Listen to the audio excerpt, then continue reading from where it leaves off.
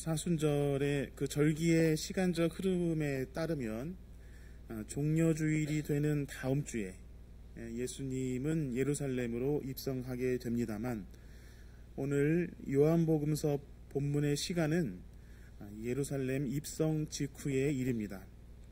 다음 주 종려주일과 오늘 시간상 뒤바뀌었습니다만, 요한복음서 본문이 우리에게 주는 의미를 살피고자 합니다.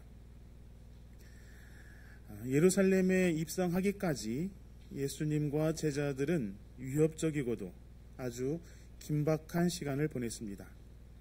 하나님 나라를 선포하신 예수님의 가르침은 그 초기부터 신선했습니다. 그의 말씀에는 예언자의 권위가 충만하지 않더냐?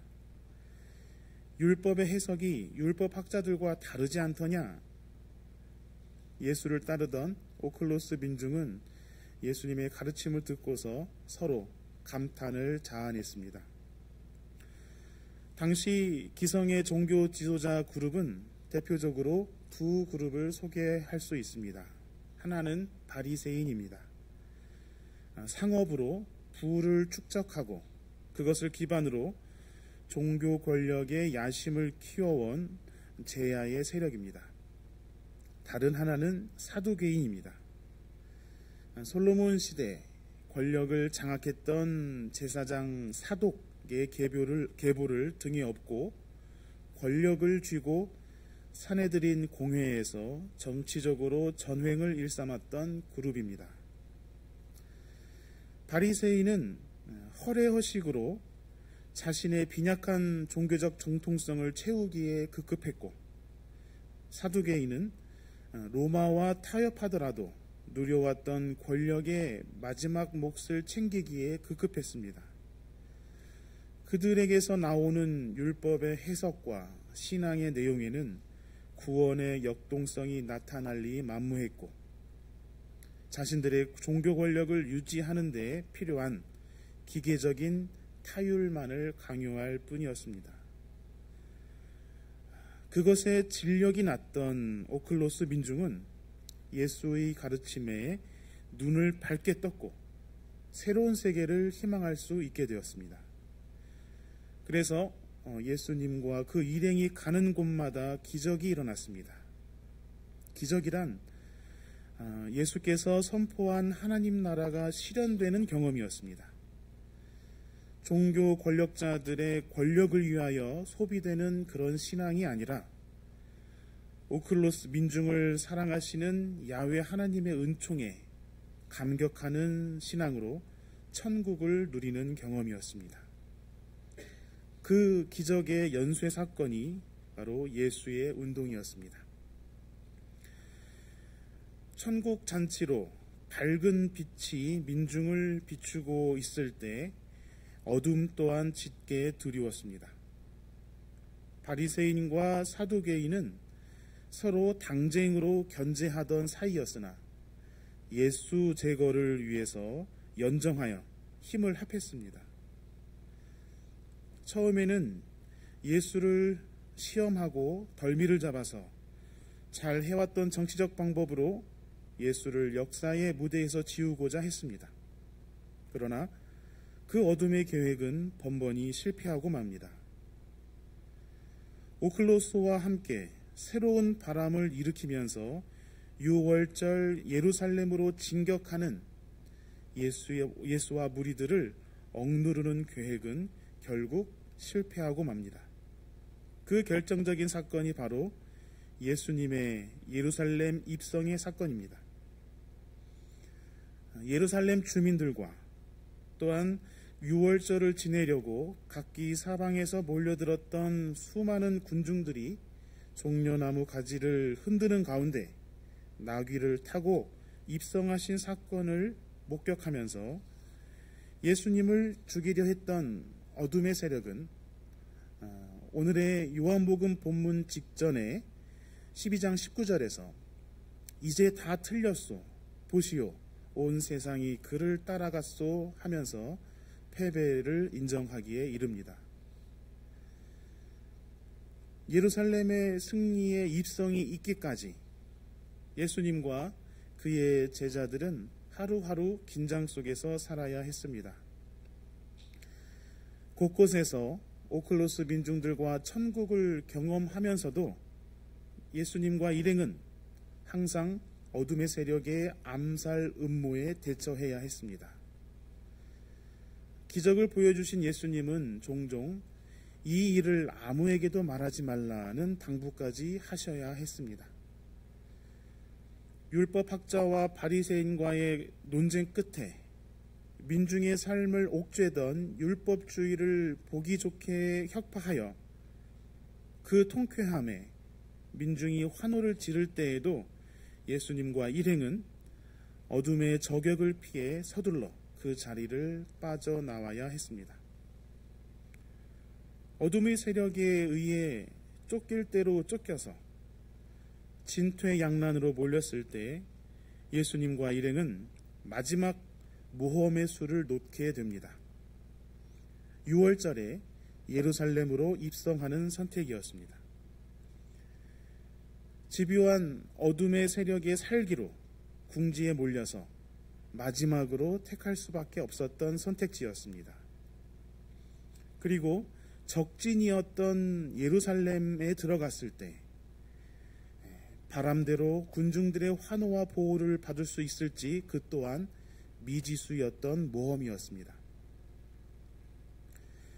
마침내 예루살렘에 발을 들여놓았을 때 호산나로 환호하는 군중을 만났습니다. 예수님의 일행이 느꼈을 이때의 감격은 이루 헤아릴 수 없었을 것입니다. 호산나, 그 환호는 새로운 왕의 등극을 의미하는 대관식이었습니다. 어둠의 세력이 패배하고 새로운 질서의 나라가 출범하는 순간이었습니다. 예수님의 일행이 안도와 승리를 만끽하고 있을 때 그리스 사람의 한 무리가 예수님의 제자 빌립과 안드레를 통해 예수님을 뵙고자 했습니다. 6월절이라는 정황상 그들은 그리스 지방에 사는 유대인으로 봐야 합니다. 유대 민족으로서 그들은 6월절에 예루살렘으로 명절을 지내러 온 사람들이었고 그들 역시 세상을 구원할 메시아를 기다리는 신앙을 지닌 사람들이었을 것입니다. 그런 만큼 로마 제국주의와 부패한 종교체제를 전복하고 새로운 나라의 집권자가 될 분을 아련하고 싶어 예수님을 찾았습니다. 그런데 예수님은 그들의 기대에 부합하지 않는 말씀으로 그들을 맞이합니다. 내가 보여줄 수 있는 한 가지는 죽어서 열매를 맺는 미랄 이야기뿐이다 라는 말씀입니다. 이 말씀은 그리스 사람들 뿐만 아니라 그동안 예수님과 함께 생사의 고비를 넘어온 제자들에게도 의아해 했을 것입니다. 여기까지 어떻게 왔는데 이제 명절을 지내러 이곳에 올라온 수많은 사람들과 그들이 품고 있는 메시아의 대망으로 다윗의 시대를 환원할 일만 남았는데 미랄이 죽고 썩을 일이 남았다는 예수님의 말씀은 도대체 무슨 말인가? 그리스 사람들과 제자들의 그러한 정세 판단이 객관적으로 완벽한 것이 아니었다 할지라도 새로운 세상의 희망을 걸고 한 번쯤 결연하게 시도할 법한 일이었을지도 모르겠습니다. 로마의 총독으로 예루살렘을 통치하러 내려온 빌라도가 6월절 명절에 일어날 수 있는 유대인의 밀란을 대비해서 예루살렘 성 주변에 주둔시켜둔 로마 군대와의 최후의 격전을 각오한 것일 수도 있겠습니다. 그러나 이 세상을 심판하는 예수님의 방법은 미랄이었습니다. 예수님 스스로 미랄이 되는 것을 보여주셨습니다. 지금 내 마음이 괴로우니 무슨 말을 하여야 할까? 아버지, 이 시간을 벗어나게 하여 주십시오 하고 말할까? 아니다. 나는 바로 이 일 때문에 이때에 왔다. 땅에 떨어져 죽어서 세상을 심판하는 예수님의 의지입니다. 그런데 한편으로 스스로 죽음으로써 세상을 심판한다는 이 말씀은 언어도단처럼 느껴집니다. 불의 앞에 무기력한 패배를 치장하는 변명은 아닌가. 미랄과 십자가는 주체의 논리를 초극할 때 이해할 수 있는 신비입니다. 하나님의 심판은 이전 질서의 종말과 함께 새로운 질서의 시작을 의미하기에 세상의 심판은 혁명을 뜻합니다. 혁명에 있어서 예수님이 선택한 하나님의 방법은 미랄이고 십자가입니다. 이것이 그리스도교가 가르치는 혁명론이라 하겠습니다. 주체의 논리에 의한 혁명은 타자를 희생시키는 일에서 자유롭지 못합니다. 대의를 위해 작은 희생은 불가피하다는 생각은 또 다른 폭력을 양산하는 것입니다. 또한 그 작은 희생에 나를 포함시키지 않는다는 데 윤리적인 결함을 내재하고 있습니다. 폭력이 악순환하는 세상의 질서에 대해서 성서는 하나님의 관점에서 바라보도록 우리를 안내합니다. 미국의 신학자 월터 윙크가 저술한 사탄의 체제와 예수의 비폭력이라는 책에서 저자는 예수는 자신의 백성들의 투쟁의 역사를 통해서 얻은 지혜로 악을 그대로 반사하지 않고도 악에 대항하는 길, 흉내내지 않고도 억압자를 반대하는 길, 파괴시키지 않고도 적을 물리치는 길을 설명해냈다고 말하면서 폭력에 잠식당하지 않는 예수의 제3의 길을 분석했습니다. 강대강 논리에서 벗어나서 악순환의 고리를 끊어내는 것, 이것이 하나님의 관심이며 미랄을 가르치신 예수 그리스도를 통해 우리가 배워야 할 혁명론입니다. 타자의 윤리로서 주체를 반성하기 시작할 때 주체는 스스로 희생할 수 있는 가능성을 얻게 됩니다. 매몰되어 있는 나의 관점을 돌이켜서 하나님의 관점으로 나를 바라볼 때 미랄의 의미를 깨달을 수 있습니다. 이렇게 관점을 돌이키는 결단 역시 이 사순절에 묵상할 회개의 내용입니다. 이 사순절에 예수님은 우리에게 주체의 논리를 돌이키고 하나님의 관점에서 나를 바라보며 한 알의 미랄이 되라고 말씀합니다. 히브리서 기자는 예수 그리스도께서 미랄 하나 되기를 순종하며 배우셨다고 기록했습니다. 멜기세덱은 창세기 18장에 등장합니다. 그는 빵과 포도주로 아브라함을 축복한 전설적 인물로 성만찬의 평화로서 새로운 시대를 여는 일을 상징하며 히브리어로 정의의 왕을 뜻합니다. 히브리서는 유대인을 향하여 예수의 그리스도 되심을 피력하려고 멜기세덱을 소환하여 신학적으로 설명하고 있습니다.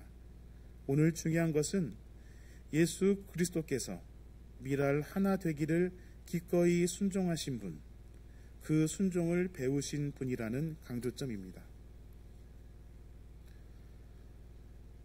오늘 사순절 다섯째 주일은 우리에게 예수님과 같이 미랄 하나 되기를 결단할 것을 촉구합니다.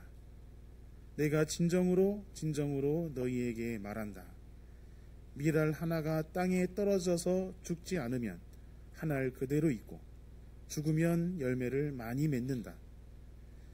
자기의 목숨을 사랑하는 사람은 잃을 것이요 이 세상에서 자기의 목숨을 미워하는 사람은 영생에 이르도록 그 목숨을 보존할 것이다. 이 말씀은 참으로 쉽지 않습니다. 어쩌면 불가능한 일인지도 모르겠습니다.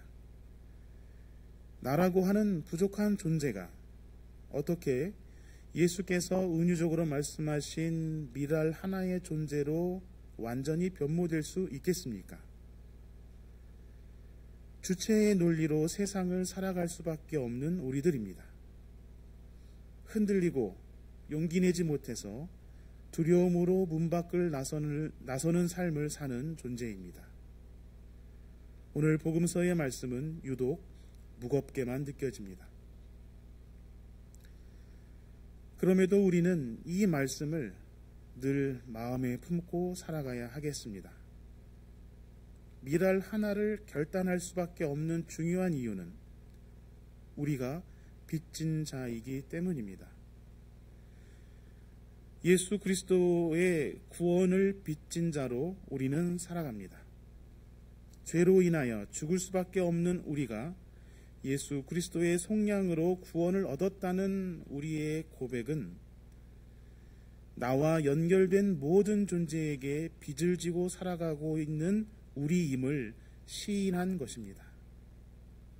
우리는 햇빛에 빚을 지고 살아갑니다. 생태 정의를 위해 실천해야 하는 이유는 생태계 관계망 안에서 빚진 존재로 살아가고 있기 때문입니다. 우리 생명을 존속시키기 위해 섭취할 수밖에 없는 뭇 생명체의 진빚을 어찌 잊을 수 있겠습니까? 우리가 이웃을 사랑해야 하는 이유는 하나님의 관점에서 우리 인간은 서로 빚을 지면서 살아가는 존재이기 때문입니다. 우리 사회의 민주주의와 민족의 통일과 세계의 평화를 위해 마음을 모아야 하는 이유는 선배 열사들의 희생과 숭고한 핏값에 우리가 빚지고 있기 때문입니다. 미랄 하나의 존재로 완전하게 변모할 수는 없는 우리일지라도 어떤 사건의 어느 때에 한순간에라도 미랄 하나로 역할을 할 수 있어야 합니다. 때문에 우리는 미랄 하나 되기를 마음에 품어야 합니다. 예수께서도 나는 바로 이 일 때문에 이 때에 왔다고 하셨습니다. 예수께서도 한 카이로스의 때에 미랄 하나가 되셨습니다. 우리 역시 성령의 도우심으로 우리가 미랄 하나로 되어야 할 때를 기다리고 또 카이로스의 그 때에 머뭇거림 없이 나아갈 수 있도록 사순절기에 귀한 결단이 있으시기를 바랍니다. 우리 향인 공동체 미랄의 교회가 되기를 우리 서로를 향하여 그리고 여기 이 지역에 향기나는 미랄이 되고 우리 사회와 민족 그리고 세계에 생명과 정의와 평화의 미랄로 심기우는 향인 공동체가 되도록 함께 기도해 주시기를 바랍니다. 하늘특별기를 마무리하며 지난주 하나님의 부르심을 받은 향린의 미랄로 살아오셨던 고 한익성 장로님이 떠오릅니다. 장로님을 떠나 보내드리는 부활 증언 예배에서 김창희 장로님이 올리신 추모 기도의 일부분을 여러분과 나누고 싶습니다. 하나님, 향린 교우들은 한평생 이 세상의 수고 속에서도 주님에 대한 헌신과 봉사로 일관한 고 한익성 장로의 일생을 기억합니다. 1950년대 후반 남산 시절에 한신대 신학생으로 대학생부에 출석한 이래 남창동과 명동 시절을 거치며 주일학교 전담교사, 기획위원, 선교부장, 교육부장, 관리부장, 재정부장 등 거의 모든 부서의 실무를 돌아가며 맡아 수고했던 향린 선교의 일꾼이요 살림살이의 책임자였습니다.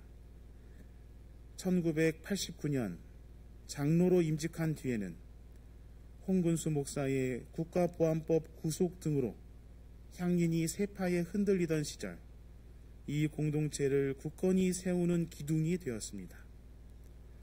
오늘날 향린교회는 한 장로의 피땀 위에 서 있으며 그 모든 과정 속에 하나님께서 함께 하셨음을 믿습니다. 한익성 장로님은 우리에게 미랄의 삶을 보여주셨습니다. 공동체를 위하여 미랄 하나로 헌신하셨던 한 장로님의 희생 위에 우리가 있습니다. 감사한 마음, 한 장로님을 그리워하는 마음으로 미랄 하나 되기를 가슴에 품고 결단하시는 여러분 위에 성령께서 함께 하시기를 기원합니다. 잠시 침묵하겠습니다.